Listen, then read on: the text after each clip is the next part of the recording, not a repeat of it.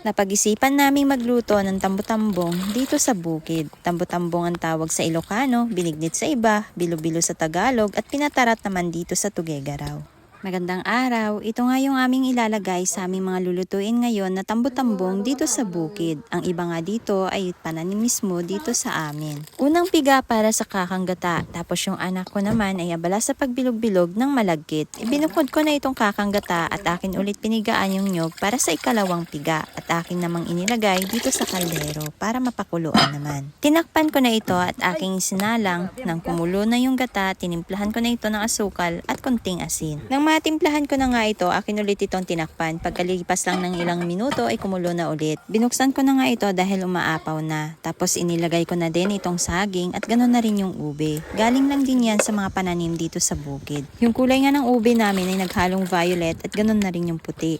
Pagkalagay ko ay hinalo ko muna saka ko ito tinakpan dahil kukunin ko nga yung keso na aking panlalagay. Pag nagluluto nga ako ng tambo-tambong, isa ito sa mga sikreto ko ang paglalagay ng keso sa aking niluluto. Pagkatapos, nung mailagay ko na lahat yung keso, nilagay ko na rin yung langka at ganoon na rin yung sago. Marahil magtataka kayo bakit walang laman ng kamote at wala ding laman ng gabi. Dahil wala na nga laman yung mga gabi namin dito sa bukid at nahukay na nga namin kaya hindi ko na din nilagyan. At dahil kumulo na nga ulit itong aming niluluto, kaya yan nilagay na namin yung nabilog-bilog nga ng aking anak na malagkit. Dahan-dahan nga lang mga kabukid at dahil malapit na nga umapaw yung laman ng aming kaldero na pinaglulutuan. Punong-puno nga itong malaking kaldero na aming pinaglutuan at kunti na nga lang ay aapaw na nga ito. Pero sigurado namang maluluto pa naman namin yung malagkit na mga bilog-bilog na aming inilagay dito. Nang mailagay na nga lahat yung malagkit, eto at akin na nga akong hinalo-halo para nang sa ganun ay pumalilalim nga yung iba. Para mas sumarap pa nga yung aking niluluto na tambo-tambong ay nilagyan ko din ito ng 2 lata na ube condensed cream. Kung tutuusin, mabilis lang talaga magluto ng tambo-tambong. Ang matagal lang nga mga kabukid ay yung magbilog-bilog ng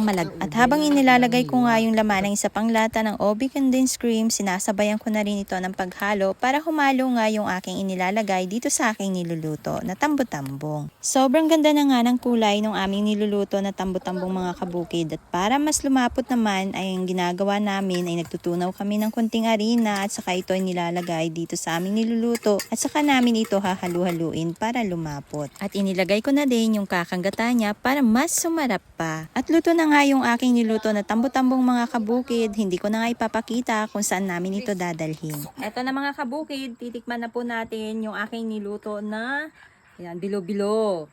Di ba nakita nyo kanina, ang dami po yung niluto ko. Syempre, shinare ko din po. Ito na ang natira sa amin. Merienda tayo. Ang sarap. Pero mas masarap pa to pag naka-ref. Pag na yung malamig na malamig. Para siyang ice cream. Sarap. Sarap na merienda natin ngayon.